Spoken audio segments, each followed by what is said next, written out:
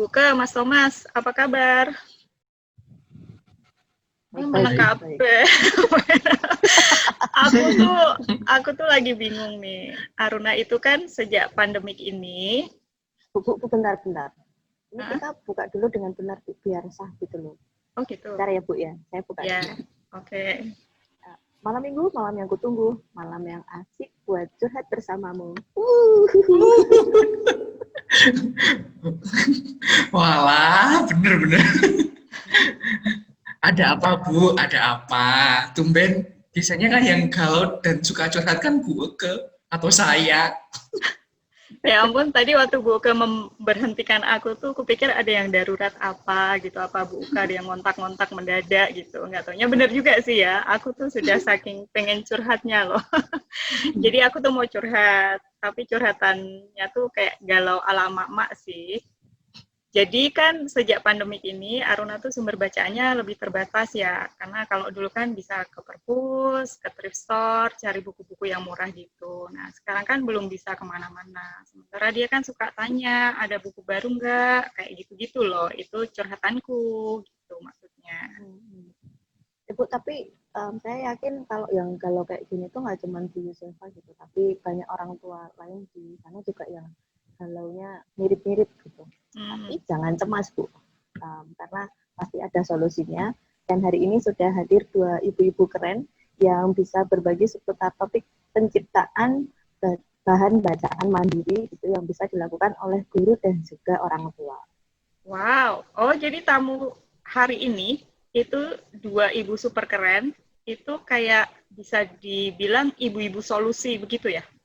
Iya. Oke. Baiklah kalau begitu kita langsung sapa saja 2 ibu solusi ini Bu Uke. Siapa sih Bu Uke ngomong-ngomong? Nah, ini ada yang satu dari Jogja, yang satu dari Bandung. Mau kenalan yang Jogja dulu atau yang Bandung dulu ini ya? Jadi, aku tahu. Yang dari Bandung itu kalau nggak salah Bu Vinita ya. Terus yang dari Jogja itu Bu Mega, betul kah? Benar sekali. Oke, halo Bu Vinita, halo Bu Mega. Halo, Bu Yus, Pak Suaranya Thomas. merdu sekali. Bu Uke, selamat pagi. Halo Mega, halo Bu Vin. Halo, Halo Ibu. Saya ingin menggunakan kata-kata Bu Yusefa dan Bu Uke, ibu-ibu solusi. Terima kasih sudah menyempatkan waktunya ya. Terharu aku tuh. Dan sebagai informasi, ya Bu. Biasanya ibu-ibu solehot. Kali ini solusi. Oh, oke. Dan sebagai informasi ya, Bu Mega ini sedang menantikan kelahiran anak pertamanya loh. Betul sekali. 2 minggu dari sekarang. Waduh. Semoga tidak maju saat ini ya. Iya. Terjadi kontraksi di sini. setelah ditanya-tanya, diajak ngobrol yang berhubungan dengan solehots itu tadi nanti terjadi kontraksi. Aduh, terima kasih banyak ya Bu Vinita dan Bu Mega. We really appreciate it. Ibu-ibu sudah mau datang untuk mengobati kegalauan saya. Pasti saat ini Bu Vinita dan Bu Mega sedang sibuk-sibuknya sebenarnya mempersiapkan awal semester, baik untuk diri sendiri maupun awal semester orang-orang lain ya. Baik, tapi sebelumnya bolehkah Bu Vinita dan Bu Mega memperkenalkan diri dulu kepada Sobat Malming kita? Silakan, bisa Bu Vinita dulu atau Bu Mega dulu. Sebelum kenalan Bu, maaf saya menyela karena ada hal yang penting yang harus saya lakukan mengenai masa depan saya, jadi saya harus pamitan. Maaf ya, kita akan ketemu di lain waktu. Nanti akan update Mas Thomas. Kamu jangan sedih ya Mas. Enggak. Jadi beneran pamit ini tuh? Iya. Ini tuh beneran pamit apa bercanda? Beneran Bu, ini ya itulah untuk masa depan bersama. Ya udah, kalau untuk masa depan memang nggak boleh buat bercanda ya Bu ya? Iya. Evan ya, Bu Vinita, Bu Mega, Mas Thomas dan Bu Yus. Insya Allah kita ketemu. Good luck Bu Uke. Terima kasih Bu Uke untuk pidatonya ya. Loh. Jangan gugup loh. See you. See you. Tidak, akhirnya dia benar-benar keluar. Baik, Bu Vinita dan Bu Mega, silahkan berkenalan terlebih dahulu. Ayo siapa dulu? Yang dekat dulu mungkin Bu Mega. Dekat dari mana ya? Dekat dari HPL. Jauh semua ini. Semuanya jauhan. Dekat dari HPL mungkin. Oh oke. Nanti biar nggak keburu melahirkan ya. Betul-betul Bu Mega. Oke. Ya, halo selamat pagi semuanya, nama saya Mega, biasa dipanggil Sayang kadang-kadang. Saya mengajar di Pendidikan Bahasa Inggris Universitas Sanata Dharma. Saya juga menulis 2 buku, dua-duanya bersama teman-teman saya yang hebat, yang satu bersama Karlina, dia biasa dipanggil Karlina Kuning, nama bekennya. Itu menulis buku English Missions tahun 2016. Kemudian baru-baru ini 2020 bersama Miss Truly menulis Technology Enhanced Language Learning. Ya, mungkin itu saja perkenalan dari saya. Monggo, Bu. Terima kasih.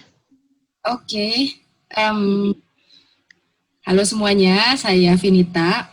Biasa dipanggil, orang macam-macam sih panggil saya, ada yang Teh Vin, ada yang Vin, ada yang Bu Vin, ya tapi orang biasanya panggil Vin. Saya di PG PAUD, di UPI Kampus Purwakarta. Jadi UPI itu ada kampus pusatnya di Bandung, tapi dia punya kampus daerah di beberapa daerah, salah satunya di Purwakarta. Ngajar bahasa Inggris, tapi saya juga punya ketertarikan khusus di bidang teknologi dan pembelajaran bahasa.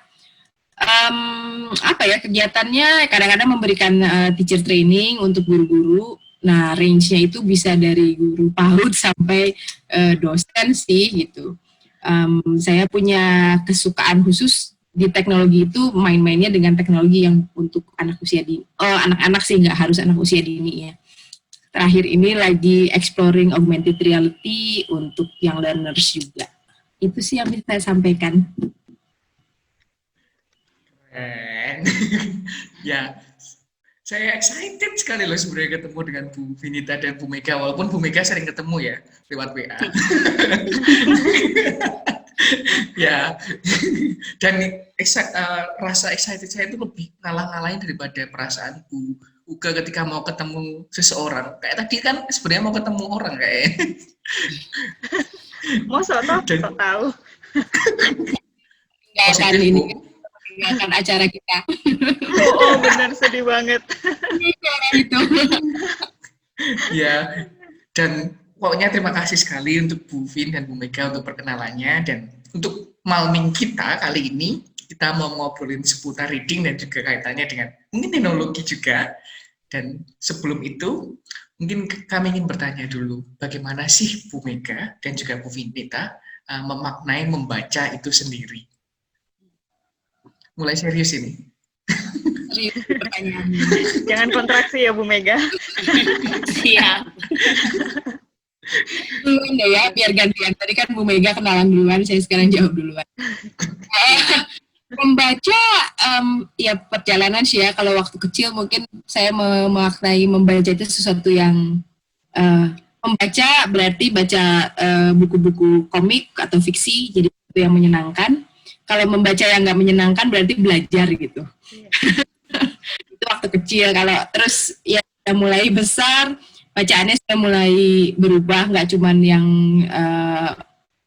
fiksi aja, sudah mulai baca-baca yang non-fiksi. Saya senang baca-baca buku travel yang berhubungan dengan sejarah dan lain-lain. Hubungannya dengan curiosity sebetulnya. Rasa penasaran gitu kan. Kalau saya ingin tahu sesuatu, lalu saya baca.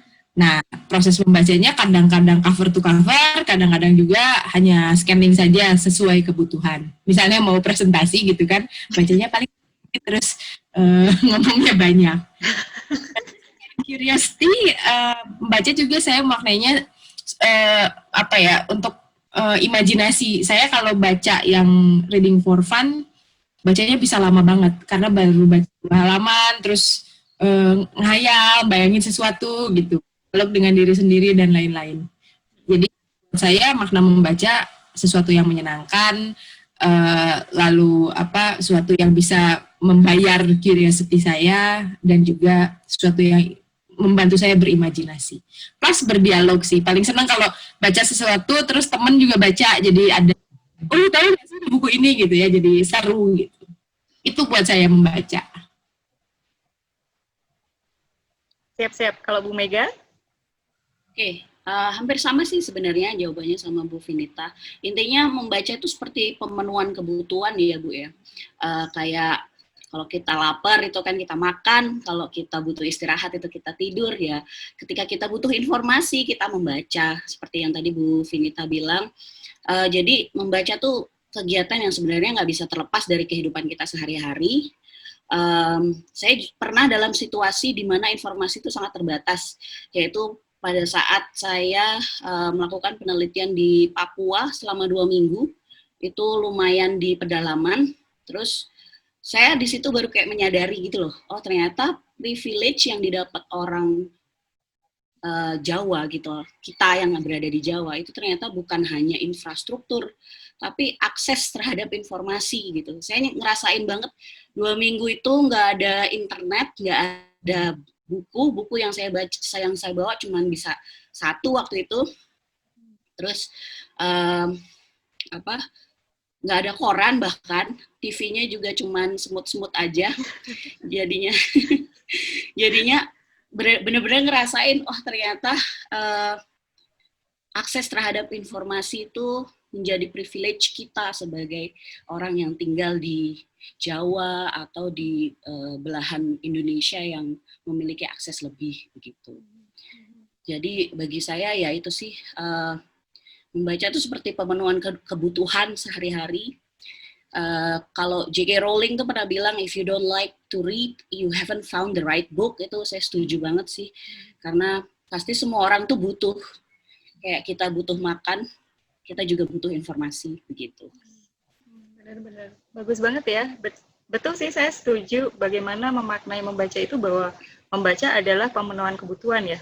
Kalau tadi Bu Mega seperti mencontohkan seperti kita butuh makan, seperti itu ya. Mungkin kalau yang membaca for fun itu kayak kalau kita makan, memang mengalokasikan untuk makan yang enak gitu. Sementara kalau membaca sesuatu yang kita butuhkan itu ya seperti kalau kita makan setiap hari, sehari 3 kali begitu ya. Memang karena kita harus makan begitu. Seru. Baik. Nah ini gini, Teh Vin ya. Tadi kan katanya bisa dipanggil Teh Vin ya, kalau di Facebook juga banyak yang manggil Teh Vin. Jadi saya mau manggil itu ya, minta izin ya Bu Vinita ya. Nah, tadi kan Teh Vin ini kan selalu bersama guru-guru ya, baik mulai dari guru-guru PAUD sampai gurunya para mahasiswa nih. Nah, menurut Teh Vin sendiri, apa sih yang sekarang ini masih menjadi tantangan terbesar dalam menggiatkan literasi maupun pemenuhan membaca atau pembiasaan membaca itu sendiri? Kalau menurut saya sih ya, pertama konsep literasinya sendiri gitu ya. Kadang-kadang ada ini personal comment. Beberapa kali saya lihat di sekolah misalnya kan ada gerakan literasi. Mereka diajak untuk membaca pagi-pagi, anak-anak gitu ya, membaca pagi-pagi sebelum masuk ke sekolah. Tapi membacanya di lapangan basket yang gitu. Jadi kalau menurut saya itu malah bisa menumbuhkan perasaan bahwa membaca itu sesuatu yang dipaksa dan nggak nyaman gitu. Jadi konsep itu ada konsep yang kayaknya kalau personally saya pikir perlu digeser sedikit ke membaca itu sesuatu yang nyaman, it's a choice gitu ya. Enaknya tuh kan cari couch di pojokan gitu-gitu. Itu satu. Jadi kadang-kadang kampanye-kampanye itu menjadi tagline aja gitu. Yang kedua mungkin akses ya. Apa yang harus dibaca? Kalau Bu Mega bilang iya, kita di Jawa ini memang punya privilege untuk dapat akses membaca baik sumber digital maupun yang paper based gitu. Tapi kalau di tempat-tempat lain kan berarti ada tempat-tempat yang memang tidak dapat akses itu. Yang paper based susah, apalagi yang digital based. Akses selain itu juga kalau urusannya dengan anak muda sekarang, saya nggak mau mengeneralisasikan sih, tapi kan ini dibilangnya screen generation gitu, yang lebih enak nonton video, nonton YouTube atau mainan TikTok dan IG, which is okay, tapi porsi untuk membacanya menjadi kurang atau menjadi terbiasa micro reading ya, bacanya tagline doang, Twitter yang dan lain-lain. Jadi yang saya pikir itu konsep membaca adalah sesuatu yang menyenangkan, perlu digaungkan, bukan sesuatu yang dipaksa gitu. Another story, saya pernah waktu itu lagi observasi di kelas, nah 15 menit pertama itu membaca, anak-anak nggak baca di lapangan sih, tapi di kelas gitu. Semua harus membaca. Terus ada satu anak nggak bawa buku gitu kan, terus dia colek temennya, lu bawa buku 2 enggak? Bawa gitu. Ya udah nih gitu.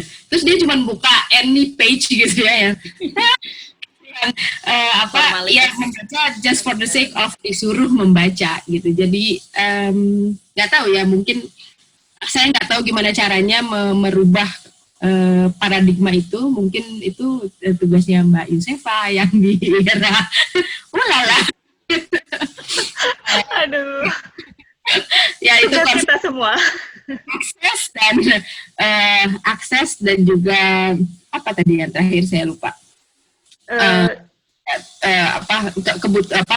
Kebutuhan anak untuk membaca itu, kita banyak nonton yang dari layar gitu ya, jadi mungkin perlu ada yang nyontoin, yang nemenin bahwa stop, screen off, terus mari kita baca di kertas gitu. Itu sih. Sebenarnya balik lagi ke memaknai membaca itu tadi ya Bu Vin ya, kalau kita lihat. Jadi ketika misalnya anak itu di lapangan basket dengan buku, itu sebenarnya maknanya apa sih? Jadi apa sebenarnya yang akan menjadi target begitu ya. Nah, mungkin anak-anak belum paham juga sebenarnya mereka dibawa ke lapangan basket lalu membawa buku itu sebenarnya hubungannya apa, atau apa sih sebenarnya harus mereka lakukan begitu. Dan ketika tadi juga kegiatan membaca sudah tampak membawa buku, lalu ada anak yang nggak bawa buku, dipinjemin buka-buka seperti itu, mungkin mereka juga belum dapat making meaning-nya ya dari kegiatan itu sendiri ya. Jadi mungkin itu yang lebih harus diperhatikan lagi. Tuh. Terima kasih sharingnya. Nah kalau Bu Mega sendiri nih, yang lebih banyak berinteraksi dengan para dosen dan mahasiswa, apa sebenarnya yang masih Bu Mega lihat menjadi tantangan untuk menumbuhkan pembiasaan membaca itu sendiri di kalangan universitas, Bu Mega? Universitas, oke. Ya, kalau saya lihat mahasiswa ini belum terbiasa membaca karena kebiasaan di keluarganya juga minim. Jadi karena membaca itu sebuah journey ya, kita nggak bisa yang tiba-tiba langsung suka baca gitu. Tapi ketika itu menjadi kebiasaan yang dibawa dari rumah, kemudian di kampus, itu tentunya itu akan terbangun dengan lebih baik lagi. Jadi kalau saya lihat karena di keluarganya itu juga tidak ada pembiasaan membaca, jadinya mereka juga larinya ke hal-hal yang berbau gadget, tadi seperti yang Bu Vinita bilang, ke screen, kemudian akses terhadap buku, sekali lagi akses terhadap buku, tadi Bu Vinita juga sudah menyebutkan, harga buku yang masih tinggi, kalau misalnya kita beli ke Gramet gitu tuh, mereka masih menganggap harga buku tuh lebih tinggi, padahal harga kuota lebih mahal, tapi mereka lebih rela membeli kuota daripada membeli buku. Kemudian saya dapat cerita dari mahasiswa yang kebetulan sekolahnya di Aussie dulu SMA-nya, kemudian baru pindah ke Jogja. Dia cerita gitu, dulu Miss, kalau misalnya di Aussie tuh setiap kecamatan tuh pasti ada perpustakaan. Jadi tuh akses terhadap bukunya tuh gampang banget gitu. Jadi kalau misalnya kita mau penasaran apa gitu, tinggal datang ke library, kemudian menemukan buku yang kita butuhkan. Dan juga ada komunitas-komunitasnya. Nah ini komunitasnya juga belum terbentuk ya kalau di Indonesia. Jadi komunitas membaca, book club kayak gitu-gitu tuh belum banyak. Kemudian biasanya kalau mahasiswa, kalau kita ngomongin mahasiswa itu kan hubungannya sama society ya, mereka sedang mencari, mereka ini belong to which community gitu. Nah, kadang-kadang di kampus sendiri tuh belum ada komunitas membaca itu. Jadi itu yang kurang gitu, yang pertama. Kemudian, ini yang kedua. Yang pertama tadi pembiasaan di keluarga, yang kedua akses terhadap buku dan harga buku yang masih tinggi. Akhirnya mereka larinya ke gadget sebagai pemenuhan kebutuhan akan informasi. Sementara informasi yang di gadget itu belum tentu benar, tapi mereka percaya gitu aja kadang-kadang, oh itu katanya lambe turah begini gitu. Lambe turah. Nah itu, jadi literasinya tidak terbentuk, mereka mudah percaya, mudah terhasut, mudah terinfluence sama salah satu influencer yang ada di Instagram, katakanlah seperti itu. Nah itu yang gimana Bu Meg? Itu yang harus kita bentuk sih, bahwa boleh, misalnya kita boleh mendapatkan informasi dari gadget, tapi digital literacy atau istilahnya apa ya, kita meng-cross check informasi itu juga sangat perlu gitu terhadap buku-buku atau sumber-sumber bacaan yang lebih reliable gitu.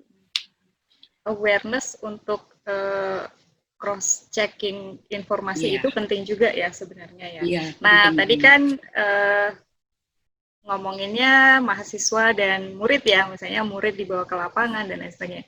Gimana nih Bu Vin sama Bu Mega untuk guru dan dosennya? Ada komentar?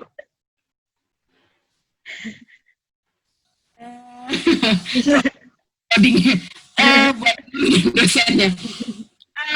Sebetulnya itu tadi kan Bu Mega juga bilang ya, kesukaan membaca itu nurtured gitu. Ada yang mungkin mereka berasal dari keluarga atau lingkungan sosial yang memang nggak baca. Nggak salah sih, yang mungkin mereka di keluarganya pencerita gitu, atau senangnya ngobrol, nggak pernah punya momen yang baca bareng-bareng gitu. Dan itu ya pasti terbawa sampai dewasa gitu. Betul. Mungkin at some point ketika masih anak-anak atau masih muda di keluarga, dia tidak berada di lingkungan baca, tapi pas ketemu society baru, terus berada di lingkungan yang membaca, itu bisa merubah juga gitu ya. Kalau teman-temannya baca, biasanya dia juga akan baca. Jadi bagaimana kita memilih society? Ya, it happens to guru dan dosen juga gitu. Walaupun sebetulnya kalau guru, dosen lah ya, misalnya dosen itu ya harus baca kan, karena harus meneliti lain-lain gitu. Tapi semua juga, tidak semua melakukan itu gitu. Ada yang urusan dengan cross check dan lain-lain, tidak cuma di digital resource yang urusannya dengan website-website yang bisa ditulis sama siapa saja. Kita baca jurnal juga sama kan gitu. Jurnal terus percaya, terus itu aja yang di-quote gitu. Membaca yang lain. Mindset juga berpengaruh di situ. Bagaimana kita percayaan atau enggak gitu. Lagi-lagi by curiosity kan, bener nggak ya ini orang ini ngomong ini, cari sumber lain gitu. Saya sih selalu mengusung itu, curiosity itu penting banget, karena kalau orang gampang percaya in any way itu berarti curiosity-nya rendah. Bagaimana mencari solusinya nggak tahu juga sih, ya itu mengalir darah itulah. Betul. Betul, setuju. Jadi sebenarnya juga ya itu tadi ya, semuanya itu berawal dari apa yang memang sudah di nurture dan juga menjadi culture ya. Tadi Bu Vin sama Bu Mega kan juga mengatakan baik itu mulai dari keluarga atau dari lingkungan, mungkin lingkungan sekolah, mungkin sebenarnya guru itu sebenarnya dari sononya suka membaca, tetapi lingkungan sekolah yang begitu membuat sibuk, menyita waktu, dan kiri kanannya tidak membaca, kurang akses juga, sehingga mungkin itu lalu menjadi prioritas yang bukan prioritas utama, seperti itu ya. Betul. Bu Mega ada tambahan? Basically sudah sibuk sama. Okay. Jadi bahwa pembiasaan nggak cuma dari keluarga tapi juga dari lingkungan. Kita sebagai dosen itu juga perlu memberi contoh, seperti di webinar-webinar yang IERA itu kan ditekankan bahwa teacher as a model itu penting banget, karena apa yang mereka pelajari itu kadang melihat gurunya itu melakukan apa gitu, dosennya melakukan apa, dan itu yang mereka ikuti gitu. Gitu. Ya, setuju. Setuju juga dengan apa yang disampaikan Bu Vin dan Bu Mega tadi dari awal sampai yang masalah kendala dan juga apa yang barusan disampaikan. Dan sebenarnya jujur saya ingin curhat juga. Curhat juga ujung-ujungnya. Bukan mama kok curhat loh. Loh, memang hanya mama yang boleh. Loh, sesi ini curhatnya mama. Oke. Tapi yang saya curhatin itu bukan curhatan saya. Curhatan teman-teman guru dan orang tua sih sebenarnya di sekitar saya, dan mungkin ibu saya juga yang sebagai guru juga. Mereka merasa sedikit kesulitan untuk menemukan bahan bacaan untuk para murid, terutama di kondisi saat ini. Mungkin dari Teh Vin atau Bu Vin atau Bu Mega bisa memberikan solusi untuk mereka, terutama di saat kondisi yang seperti ini. Boleh dari Bu Vin atau Bu Mega dulu? Oke. Oke, ya tadi saya pikir Pak Thomas bilang ibu saya curhat gitu, karena mendekati hari H ya. Anaknya Pak Thomas gitu. Karena anaknya mendekati hari H gitu ya Bu. Iya, jadi nervous gitu. Oke, ternyata karena ibunya seorang guru dan mengalami kendala ya pada saat pandemi ini ya. Ya, semua pasti kaget dengan situasi pandemi ini, tiba-tiba harus berubah plan. Waktu itu di Indonesia sendiri baru masuk kasus itu bulan Maret pertama. Nah, itu adalah di tengah-tengah semester sebenarnya. Jadi tiba-tiba harus berubah plan gitu, dari sesuatu yang sudah di plan dari awal semester, semuanya harus berubah. Termasuk saya juga waktu itu harus berubah. Nah, biasanya kita harus memikirkan bagaimana pembelajaran itu tetap berlangsung. Nah, biasanya mencari sumber-sumber bacaan untuk siswa itu sekarang karena gadget itu sudah banyak membantu kita ya dalam kehidupan kita. Nggak cuman memberikan kita sosial media aja sebenarnya. Jadi namanya smartphone itu cukup smart untuk memberikan kita solusi, tapi mungkin mahasiswa belum tahu apa saja sih yang ada di dalam smartphone-nya mereka selain sosial media. Nah, itu yang saya kenalkan kepada mahasiswa. Jadi, ada beberapa aplikasi yang bisa mereka gunakan untuk membaca, untuk tetap melakukan pembelajaran ketika di masa pandemi ini. Jadi, yang pertama favorit saya itu sebenarnya Google Books. Google itu sebenarnya hampir di setiap handphone ada, terutama yang Android, karena memang itu produknya Google ya. Google Books, harga bukunya lebih murah daripada printed, bahkan banyak yang gratis juga, bisa diakses kapan aja, dan itu tersinkronis dengan device-device lainnya. Misalnya, saya baca dari handphone, kemudian belum selesai, baru di tengah-tengah gitu. Kemudian besokannya, saya pengen baca yang di screen yang lebih besar, ternyata itu tersinkronis dengan komputer saya gitu. Jadi kalau misalnya mau akses, atau dari komputer belum selesai baca tapi udah capek, kayak saya nih gampang boyoen sekarang. Jadi harus cari tempat untuk rebahan gitu, kemudian ternyata itu tersinkronis juga dengan HP saya gitu. Jadi Google Book itu salah satu yang paling saya rekomendasikan. Kemudian salah satu fitur lain yang di Google Book yang saya suka itu adalah dia memiliki note terhadap apa yang kita baca. Jadi saya tuh kan visual learner ya. Jadi kalau misalnya saya membaca itu saya suka meng-highlight gitu. Sementara kalau misalnya beberapa buku bacaan yang bentuknya PDF tidak bisa di-highlight gitu, itu menyulitkan saya sebagai visual learner. Nah, kalau di Google Book itu bisa di-highlight. Kemudian juga kalau ada vocabulary yang kita nggak ngerti, kita bisa press itu agak lama dan akan muncul artinya apa. Kemudian apa yang kita highlight itu akan terpisah sendiri, terkumpul menjadi sebuah note penting. Apa yang kita highlight, terus halamannya berapa, judulnya apa gitu. Itu bagus juga sih kalau misalnya untuk review buku atau research on literature. Jadi bagian mana dari buku tersebut yang paling penting, terus di-highlight, kemudian terkumpul menjadi satu note sendiri gitu. Sangat memudahkan. Kemudian yang kedua ada website-website seperti British Council, kemudian Rivet, itu juga menyediakan beberapa buku bacaan. Atau yang populer di mahasiswa tuh apps, kayak Wattpad, itu sekarang populer banget di kalangan mahasiswa. Kemudian Webtoon, kalau yang suka komik, Webtoon itu, Bu Uke tuh suka Webtoon. Dan dia, kalau Webtoon itu setiap minggu selalu update gitu. Jadi sebenarnya tidak ada hal yang membuat kita itu berhenti belajar sih.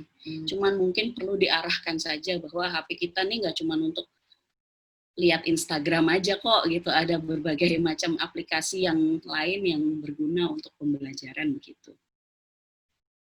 Gitu dari saya. Mungkin Bu Fin mau menambahkan. Sip. Tambahan Bu Fin? Siap. Tadi kan Mbak Mega udah kasih beberapa opsi ya untuk cari sumber bacaan tuh dari mana, dan bahkan keuntungan dari membaca pakai sumber bacaan digital itu seperti apa. Tapi kalau saya yang pertama itu biasanya saya mikir dapat bacaan dari mana gitu. Dapat bacaan itu dari selain saya nyari sendiri, ya googling sih gitu. Saya suka mendapat info dari teman-teman yang membaca sesuatu. Kan biasanya sekarang kalau lagi baca buku foto gitu ya. Lagi baca buku share ini saya lagi baca ini gitu. Jadi first thing first adalah bersosial media lah dengan baik. Artinya follow-lah orang-orang yang worth following gitu.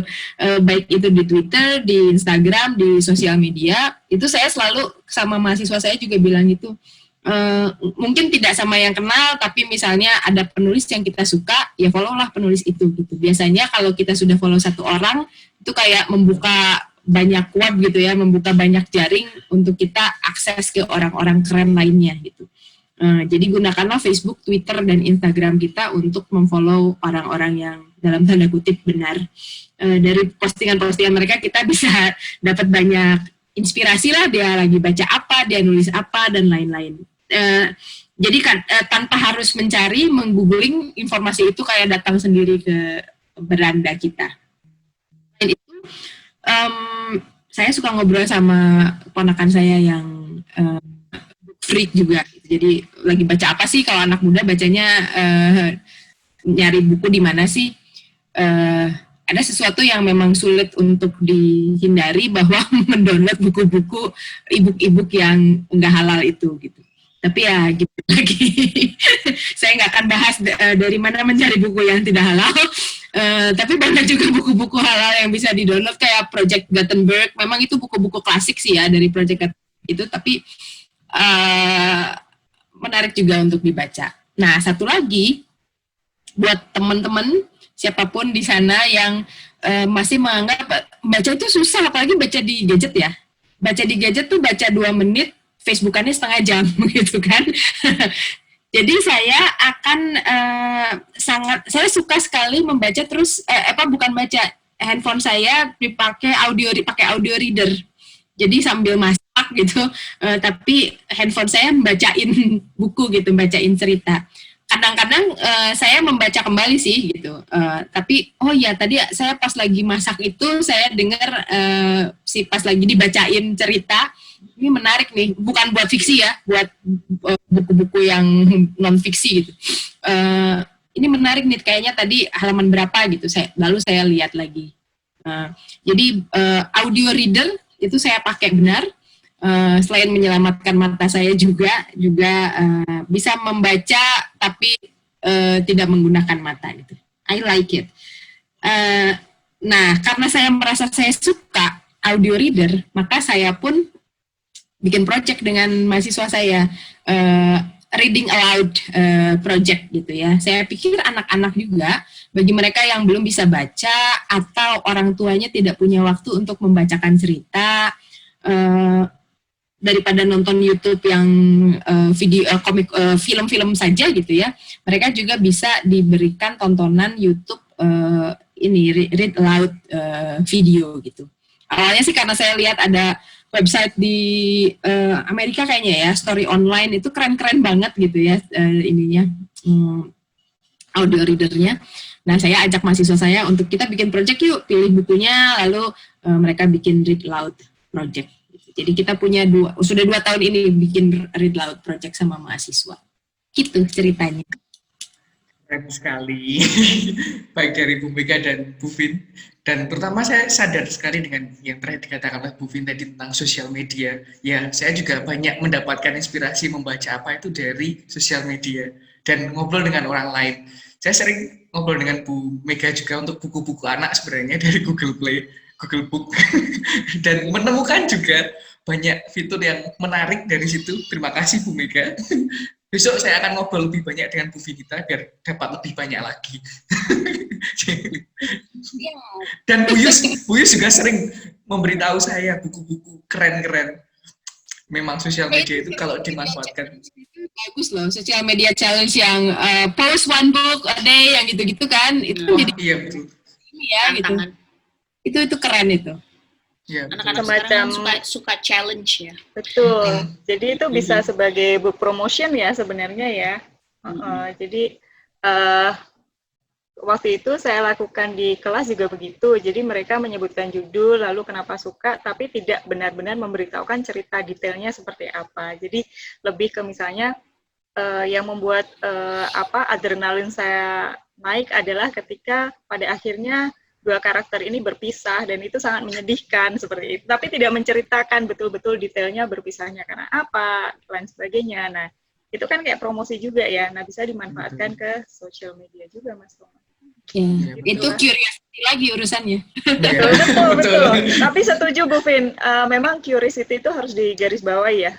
Terutama untuk guru-guru, dosen, mahasiswa, dan pembelajar semuanya sih menurut saya. Semua itu memang berawal dari curiosity. Tanpa curiosity memang nggak berkembang ya. Betul. Itu nyaman aja gitu kalau nggak curious kan. Bener-bener. Ya. Kepo ya. Iya, betul. Ya. Kalau nggak kepo nggak hidup gitu. Iya. Benar-benar. Jadi kesimpulannya sebenarnya lebih mudah menemukan sumber-sumber bacaan daripada menemukan soulmate ya Bu. Loh. Kok larinya ke situ loh dia. Mas. Udah aku bilang Mas, nggak seru kalau yang beginian itu nggak ada buka. Ini tuh sesinya buka. Hambar rasanya hambar. Udah mendingan Mas Thomas ini fokus aja karena dengan adanya 3 emak-emak ini itu lebih banyak mendapat faedahnya ya. Okay. Siap. Iya sih bener. Cuma gimana Bu Vin? Kalau tetap boleh kok. Oke. Ya, terima kasih loh Bu. Ya. Cuma yang mungkin jadi tantangan adalah bagaimana ya menemukan sumber bacaan digital yang mungkin ramah kuota dan lingkungan. Dan mungkin maksud saya ramah lingkungan adalah yang aman buat anak-anak ketika mau browsing dan misalnya nggak nyambung ke website-website yang diinginkan. Nah, dan tidak diinginkan. Yang ya, diinginkan apa tidak diinginkan? Tidak diinginkan. Saya bilang apa toh Bu? Tidak diinginkan. Oh maaf, yang tidak diinginkan. Nah. Itu suara hati tadi yang salah. Oke. Lah, mumpung ini ngobrolnya sama Teh Vin, suhunya ITEL dan juga Bu Meg juga yang juga ekspertis di bidang teknologi mungkin bisa memberikan solusi untuk hal tersebut, mungkin website yang aman, beraman dari hal-hal tersebut untuk anak-anak mungkin. Ya mungkin kan kita pasti googling ya, berarti anak-anak bisa dengan search engine, bukan googling sih, kita searching. Bisa dikenakan dengan search engine yang aman. Ada Kidrex namanya, Kidrex itu search engine yang aman. Propaganda dari Kidrex-nya, kalau searching di situ dia tidak akan muncul website atau gambar-gambar yang tidak pas lah untuk anak-anak.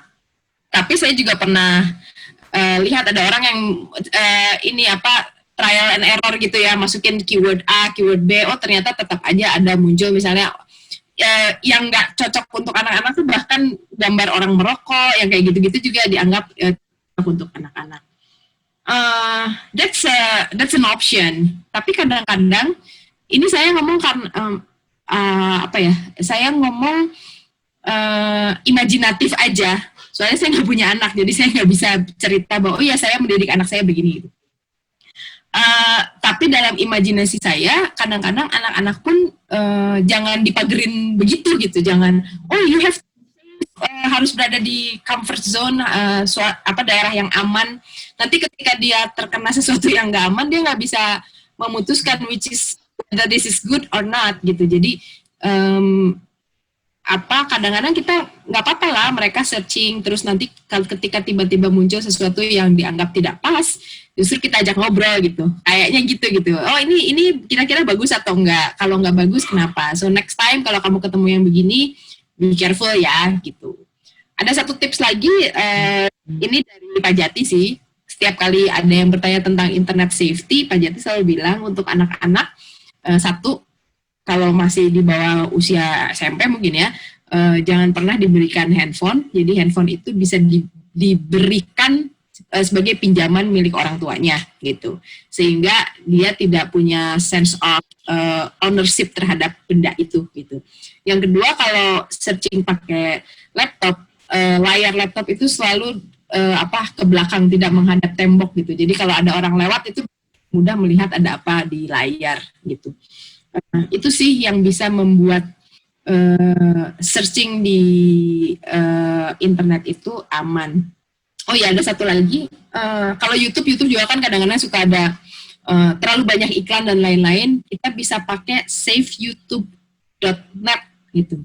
Untuk misalnya mau siswanya menonton link tertentu, linknya masukin ke saveyoutube.net. Jadi nanti nggak akan pernah ada next video, nggak akan pernah ada iklan yang lainnya.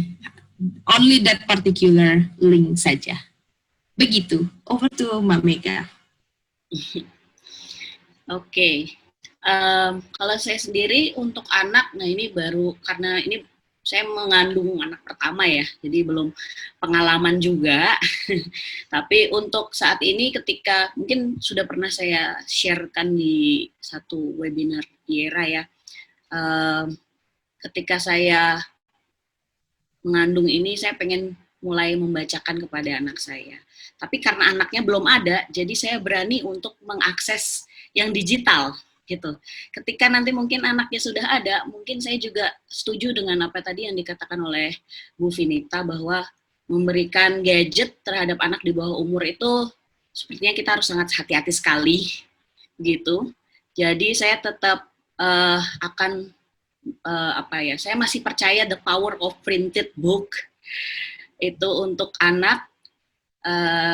Saya masih lebih percaya bahwa itu akan lebih safe ketika kita itu memberikan printed book atau printed worksheets atau printed exercise gitu terhadap anak usia SD gitu, usia TK gitu.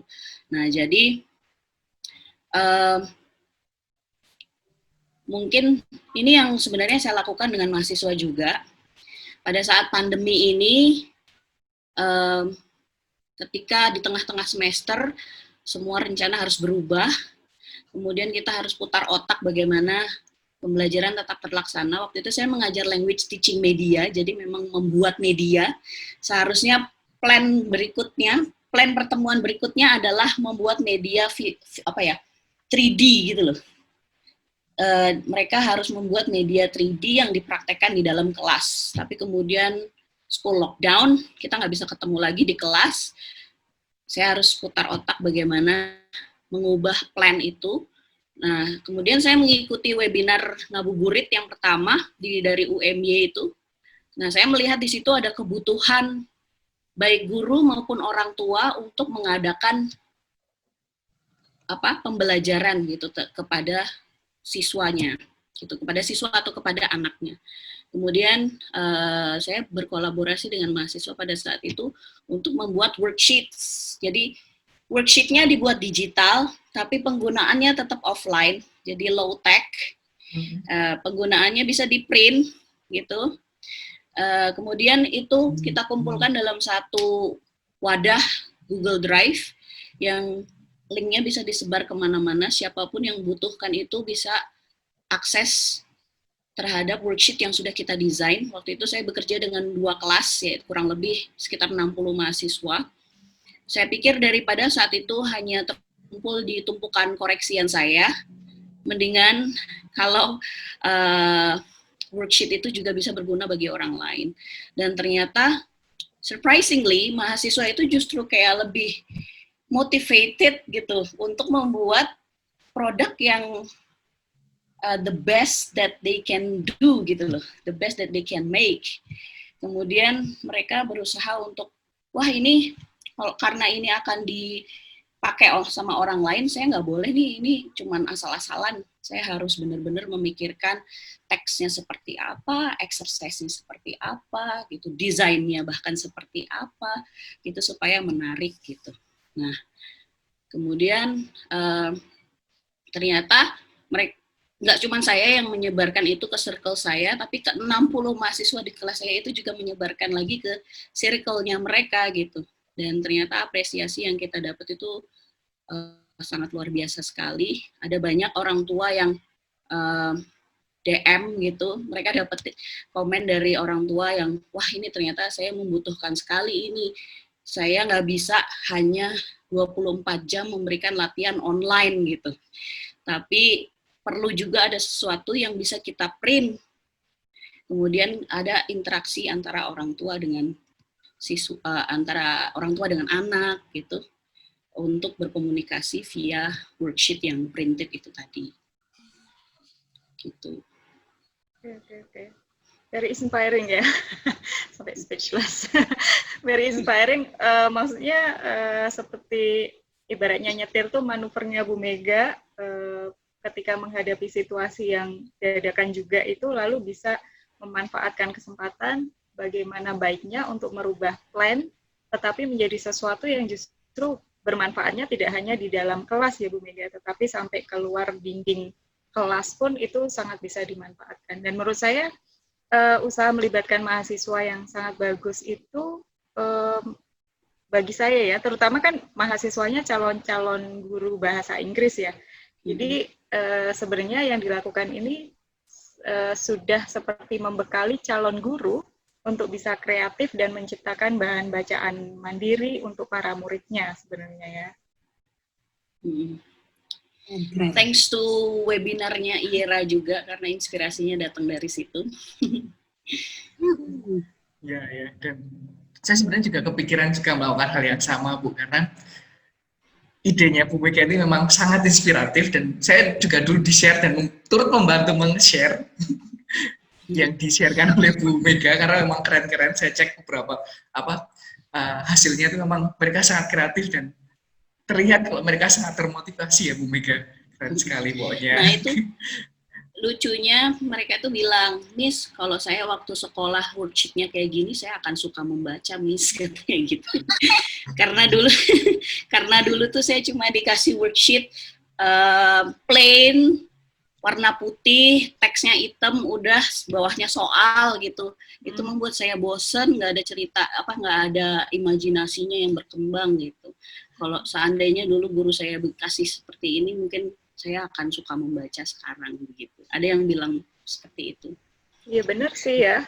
Terutama terus kalau dihubungkan dengan digital resources seperti yang dibilang Bu Vinita tadi, digital itu kan lebih colorful, lebih menarik juga ya sebenarnya penampilannya. Jadi mungkin juga anak-anak juga akan tertarik untuk lari ke sana atau masuk ke sana. Tapi tadi seperti yang disampaikan Tevin tuh menurut saya setuju banget. Bagaimana memang sebagai adults untuk scaffolding ke anak-anak, terutama yang usia anak-anak, untuk bisa memanfaatkan sumber-sumber bacaan itu juga perlu diperhatikan ya.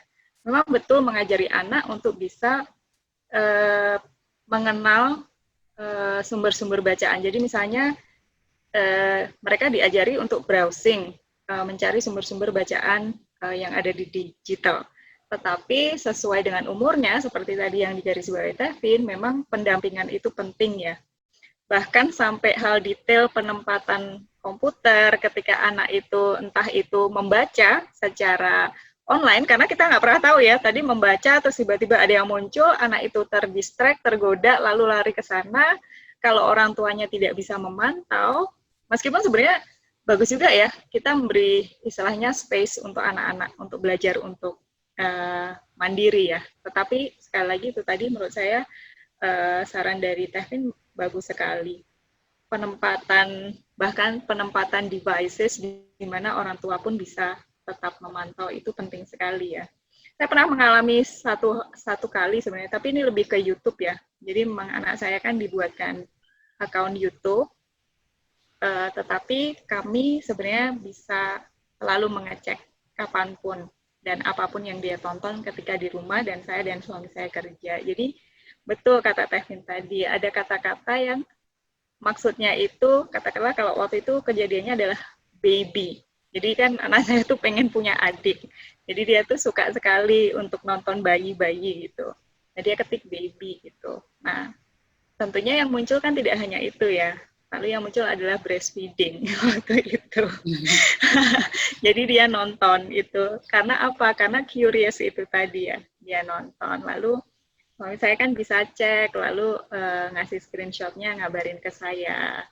Tadi dia nonton ini. Nah ketika saya pulang kerja, itu saya ajak ngomong. Jadi betul kata Tevin, memang komunikasi itu kunci ya. Tidak langsung yang, kamu nggak boleh begini-begini, tapi lebih ke, tadi nonton apa? Kok bisa nonton itu dan lain sebagainya, yang pada akhirnya lebih ke yang ini besok aja ya karena belum waktunya, jadi nonton aja yang memang bisa kamu tonton seperti itu. Setelah diomong begitu seminggu nggak nonton dia, tapi rupanya dia masih curious gitu. Jadi waktu itu saya bilang, oh dia tanya, kok mama tahu? Iya, mama di email sama om yang punya YouTube gitu. Nama omnya siapa, Ma? Gitu. Nama omnya waktu itu kalau nggak salah Om Thomas apa ya? Thomas atau Cosmas gitu. Nah itu, oh gitu. Jadi omnya tahu ya? Tahu gitu. Seminggu hilang, dia nggak mencoba ini. Nah, minggu berikutnya dia curious dan dia rupanya masih ke sana lagi gitu. Saya ajak ngomong lagi. Nah, artinya kan oh ya ternyata orang tua aku tahu, om yang punya YouTube juga tahu. Nah, setelah itu udah sih, setelah kejadian kedua itu memang nggak pernah terjadi lagi seperti itu. Jadi emang penting sih ya pendampingan orang tua dan apa tadi istilahnya, kalau saya setuju dengan Bu Fin bahwa anak itu nggak bisa dibilang enggak atau langsung jangan seperti itu. Memang perlu diajak ngomong atau komunikasi itu. Ya, atau dijauhkan dari hal-hal yang kalau dijauhkan terus, kita juga nggak akan pernah tahu kapan waktu untuk mendekatkannya gitu kan. Betul, jadi, betul. Karena life reality juga kan. Betul. Karena kalau saya mending saya pemikirannya begini, Tevin. Karena kadang anak semakin berkembang usianya, kita nggak pernah tahu ya dia akan tahu dari mana. Jadi memang lebih baik tahu dari orang tua atau sumber yang memang aman dan nyaman untuk mereka ketimbang mereka harus mencari-cari tahu sendiri di belakang kita ya. Ya plus orang tua juga harus menjadi orang yang sangat nyaman untuk diajak ngobrol. Kalau enggak ya dia ngobrolnya sama orang lain and keep the secret. Betul. Begitu Mas Thomas. Itu Mas Thomas. Calon orang tua segera. Bu Mega dulu ya. Bu Mega mah udah orang tua. Lanjut Mas Thomas. Oh iya, tadi walaupun sudah sedikit banyak dibahas ya Bu Fin, mungkin kami ingin tanya lebih jauh tentang apa ya, the don'ts, apa yang sebaiknya tidak dilakukan oleh para guru ketika menggunakan teknologi untuk pembuatan bahan bacaan mandiri. Nanti Bu Mega juga boleh menambahkan begitu. Oh iya, ketika mereka membuat sendiri gitu ya. Iya. Guru nggak terlalu banyak juga ya yang membuat bahan bacaan mandiri.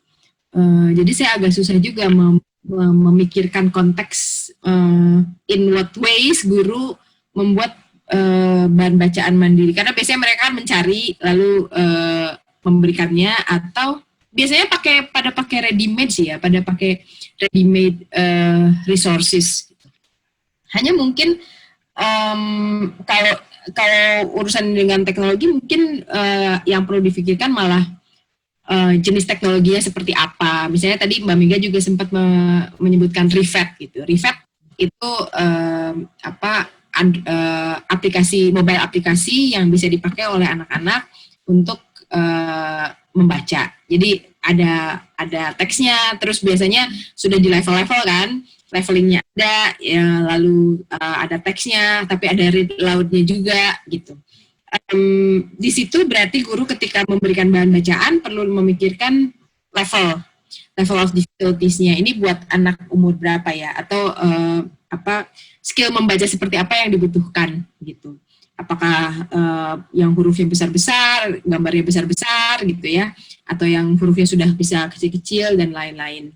Baik itu yang berbentuk digital maupun bentuknya paper base. Kalau yang digital selain urusan tampilannya, visualnya, juga perlu difikirkan fitur-fitur aplikasinya itu juga gitu ya. Memerlukan technological skill seperti apa nih gitu. Apakah icon-icon yang ada di aplikasi itu mudah kalau untuk anak-anak gitu ya, mudah dipahami oleh anak-anak atau tidak. Leveling sih sebetulnya, seperti misalnya ketika saya mengajak mahasiswa saya bikin project read aloud itu, kita nggak langsung reading aloud gitu, tapi kita mulai dengan menganalisis buku bacaan anak. Ini targetnya siapa nih? Oh, anak usia dini. Terus saya perlihatkan beberapa jenis buku yang katanya buat anak-anak, tapi tulisannya kecil-kecil banyak gitu kan, ada kan yang begitu. Atau yang sudah langsung 2 bahasa gitu, kebayang anak bingung. Lalu ada buku-buku yang gambarnya besar, terus ada repetition di setiap lembarnya gitu. Jadi sebetulnya hanya di 1 kata, 2 kata gitu. Jadi di situ kita membahas tentang bagaimana bacaan untuk anak-anak itu tidak hanya membantu mereka membaca, tapi juga membantu mereka untuk berbicara, expressing ideas dan lain-lain melalui repetition yang ada di buku gitu. Tergantung tujuannya seperti apa. Semoga nggak terlalu jawab langsung sih pertanyaannya. Enggak, tapi penting. Maksud kami mungkin memang juga tidak saklek ke pembuatan buku from scratch ya, Miss Vin ya. Tapi menariknya adalah justru yang dipaparkan Bu Vinita ini tadi. Jadi bahkan sebelum reading aloud, mahasiswa diajak untuk menganalisa terlebih dahulu. Itu sesuatu yang menurut saya ide baru nih di sini Mas Thomas ya. Kadang kalau saya pribadi ya, misalnya di kelas gitu pernah meminta mahasiswa untuk read aloud dan bayangkan ini untuk mengajar anak-anak gitu ya. Tapi saya belum sampai terfikirkan untuk sebelum read aloud itu mengajak mahasiswa untuk benar-benar menganalisa bacaannya seperti apa, lalu mungkin alurnya atau pemilihan katanya apakah sudah tepat atau belum, seperti itu. Udah langsung read aloud aja fokusnya. Itu menarik nih Mas, nanti harus tampilkan kata-katanya. Iya, apa namanya? Apa? Yang kata-kata muncul? Quote. Oh gitu. Quote aja. Nggak ada istilahnya seperti thumbnail itu ya? Oh nggak ada. Oke. Baik. Menarik. Bu Vinita. Oke. Bu Mega ada yang mau ditambahkan? Oke, kalau saya mungkin dari pengalaman kemarin itu ya, movement itu. Oh ya, tadi saya belum menyebutkan nama movementnya, itu adalah Teacher Support Teachers, gitu. Karena saya pengen menumbuhkan pada mahasiswa bahwa the best resource for teachers itu adalah each other, gitu loh. Bahwa mereka itu harus berkolaborasi satu sama lain.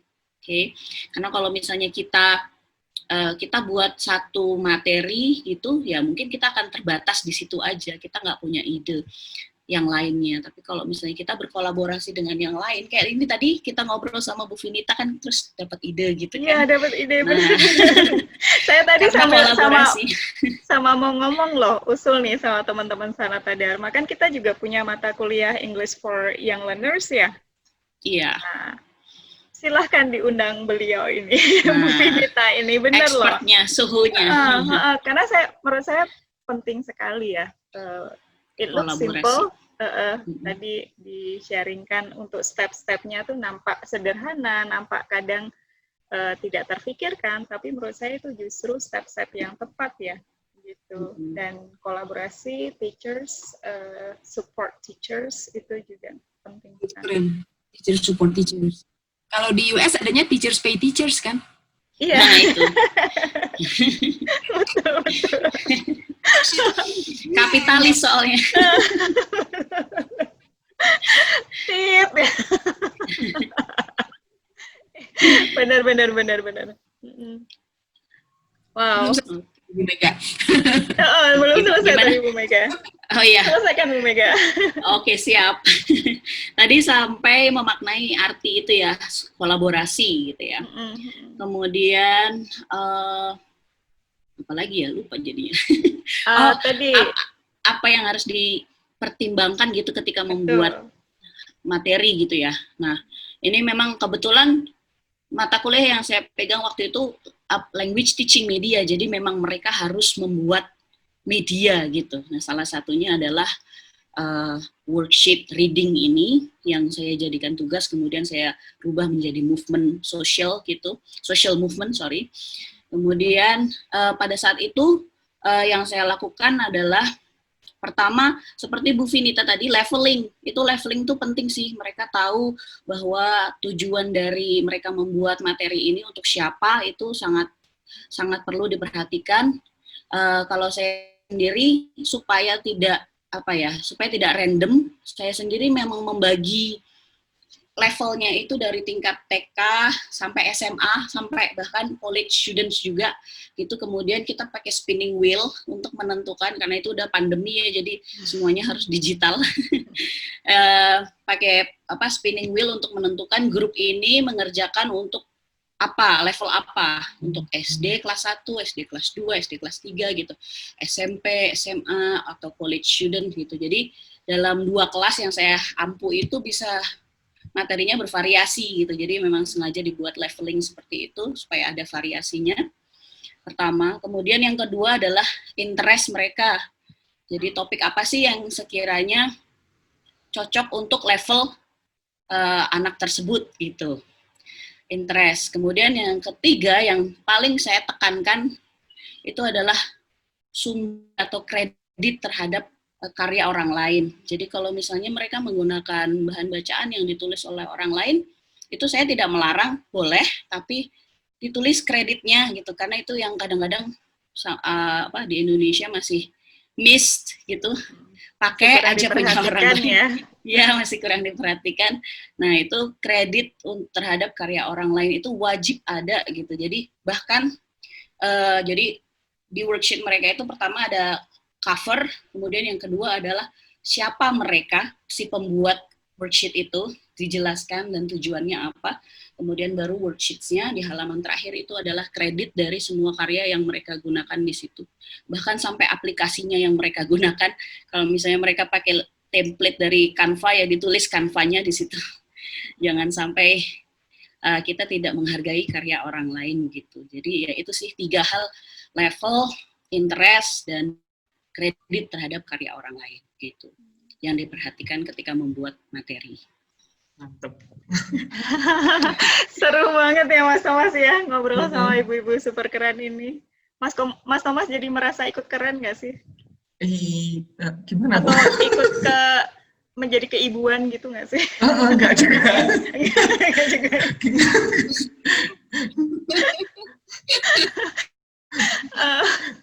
Jadi merasa gimana Mas Thomas?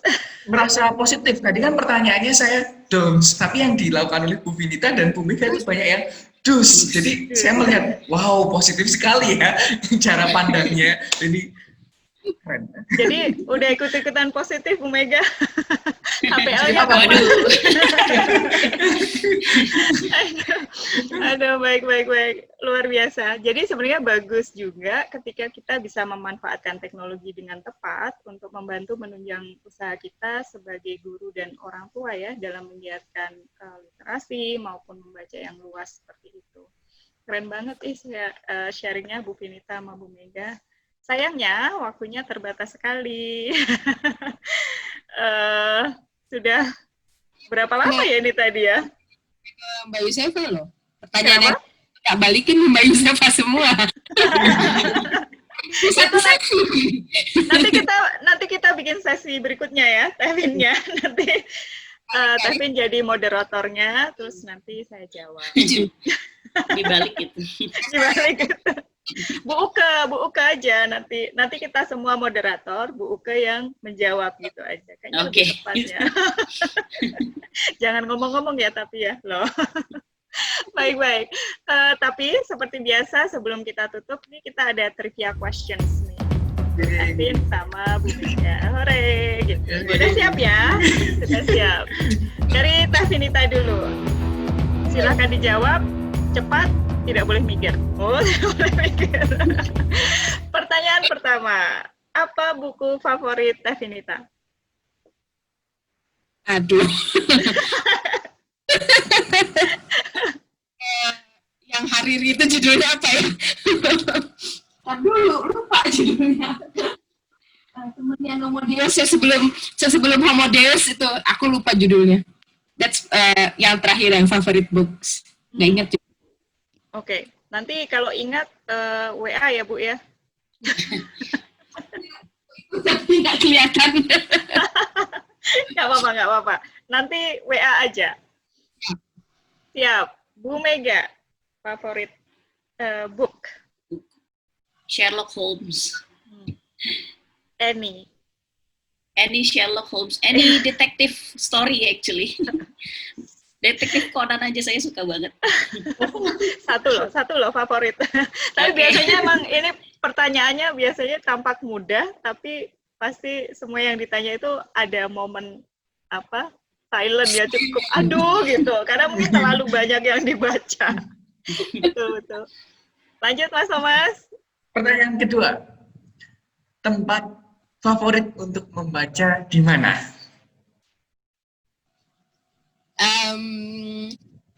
Saya punya saung di atas. Rumah kayu gitu, terus balai-balainya dan bantal-bantal ya di situ. Menarik sekali. Itu my dream spot to read sebenarnya. Tapi apa daya karena tinggal di tengah kota dengan luas tanah perumahan yang sempit dan masih KPR gitu. Belum punya saung-saung saya. Itu juga sebetulnya nggak enak kelihatannya di atas garasi, jadi di bawahnya mobil, dia maksa ada saungnya gitu. Bisa ditiru ini. Bagus kok, Bu. Iya ya Mas ya. Saya di kamar sebenarnya.